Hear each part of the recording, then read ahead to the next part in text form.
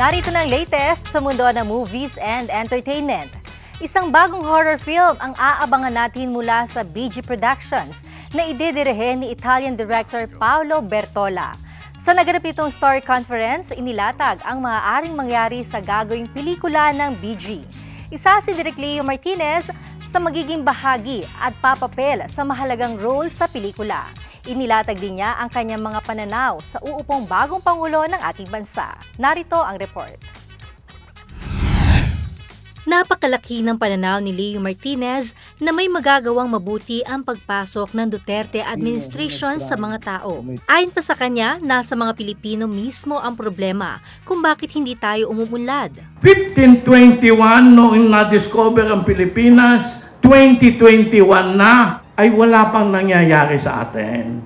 Kanya sabi ko, abay mag-ayos-ayos na tayo at nakakahiya na sa mga bata. Ang masasabi ko, I have high hopes because we will support everybody in the administration. Kung sino man ang mapili nila, suportahan natin kasi binoto natin sila. Yun nga ang problema natin eh. Every 3 years, bangayan tayo ng bangayan eh. Because of our constitution, we are always going through an election. Pag may election, bangayan ng bangayan, laban ng laban. So, paano tayo uunlad? Mag-ano naman tayo ng mga project na magkakasama tayong gumawa ng project para sa ikabubuti ng bayan. Now is the time to talk about what we are proud of as Filipinos, as Batanggenyos, or as Pangasinenyos, kung ano man ang probinsya natin, ipagmalaki natin, humanap tayo ng maipagmamalaki natin sa ating probinsya at iyon ang ibalita natin sa mundo, hindi yung ating mga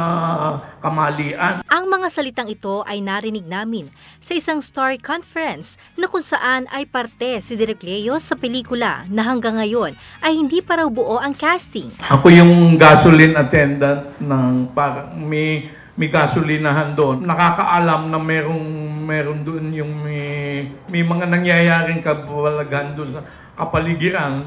Pero hindi ko matukoy kung ano. Ang magiging pamagat ng horror movie na ito ay The Smell of Fear na ipoproduce ng BG Productions International sa ilalim ng direksyon ni Paolo Bertola.